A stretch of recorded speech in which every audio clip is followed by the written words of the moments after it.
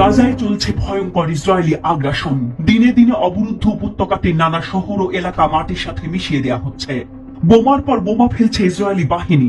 তবুও বিশ্ব মানবতা বাণীতে মুখ গুজে আছে। বিশ্ব মোড়লরাও নিশ্চুপ। উল্টো যুক্তরাষ্ট্রের মতো পরাশক্তিরা দাঁড়িয়েছে ইসরায়েলের পক্ষে। ওয়াশিংটন থেকে আনা ভারী ভারী বোমাগুলো ফেলা হচ্ছে গাজায়। তবে ইয়েমেনের হুথি বিদ্রোহীরা বসে নেই।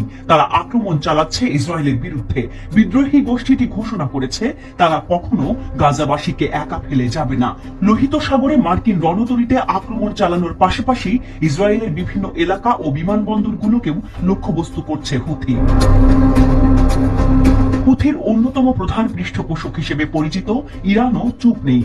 তারাও ইসরায়েল ও তার মিত্র আমেরিকার বিরুদ্ধে অ্যাকশনে যাওয়ার ঘোষণা দিয়েছে। তারা বলেছে ইসরায়েলের মতো শত্রুদের দেখে নেয়ার জন্য ইরানের বাহিনী প্রস্তুত।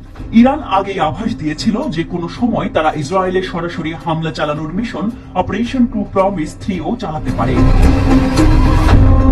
এমন পরিস্থিতিতে ইরানের দুই শীর্ষ নেতা কমান্ডার দেশটির দক্ষিণ পূর্বাঞ্চলে অবস্থিত একটি গুরুত্বপূর্ণ বিমান ঘাঁটি পরিদর্শন করেছেন। ইরানি সেনাবাহিনীর deputy commander brigadier general Mohammad Hossein Dadras এবং ইরানি বিমান বাহিনীর commander brigadier general Hamid Vahidi Sistan ও বালুচিস্তান প্রদেশের চাবাহারে অবস্থিত শহীদ দেল হামেদ বিমান ঘাঁটি পরিদর্শন করেছেন। দুই কমান্ডার তাদের সফরের সময় ঘাঁটির যুদ্ধ সক্ষমতা মূল্যায়ন করেছেন।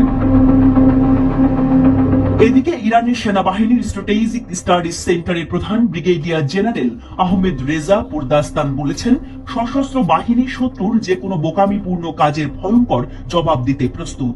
পুরদাস্তান তেহরানের বিরুদ্ধে মার্কিন যুক্তরাষ্ট্রের হুমকির বিষয়ে বলেছেন এটি কোনো নতুন বিষয় নয়।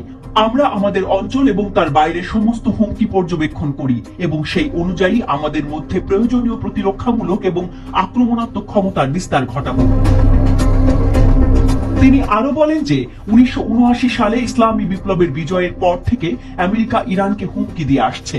তাই তেহরান এই ধরনের হুমকি নিয়ে চিন্তিত নয়। তিনি ইরানের শত্রুদের মোকাবেলায় অজেয় ইরানের সশস্ত্র বাহিনী সম্পূর্ণ প্রস্তুত বলেও জানিয়েছেন। ইরানি এই শীর্ষ সামরিক কর্মকর্তা বলেন আমেরিকানরা ভালোভাবেই জানে যে তারা যদি কোনো আগ্রাসন চালানোর ইচ্ছা করে তাহলে তারা আরো তীব্র ও অনুশোচনাপ্রদ আঘাত পাবে। শীর্ষ নেতা কমান্ডার বলেন যে মার্কিন হুমকি শক্তি এবং সামর্থ্য থেকে নয় বরং এর দুর্বলতা থেকে উদ্ভূত। 30 মার্চ ট্রাম্প তেহরানকে সামরিক পদক্ষেপের হুমকি দিয়েছিলেন। তিনি বলেছিলেন যদি ইরান ওয়াশিংটনের সাথে তার বেসামরিক পারমাণবিক কর্মসূচি নিয়ে আলোচনা করতে অস্বীকৃতি জানায় তবে যুক্তরাষ্ট্র সামরিক পদক্ষেপ নেবে। এ বিষয়ে ইরানের সশস্ত্র বাহিনীর প্রধান মেজর জেনারেল মোহাম্মদ বাকিরি বলেছেন ইরান যুদ্ধবাজ নয়, তবে যে কোনো ধরনের গুন্ডামির জবাব তারা দৃঢ়ভাবে দেবে।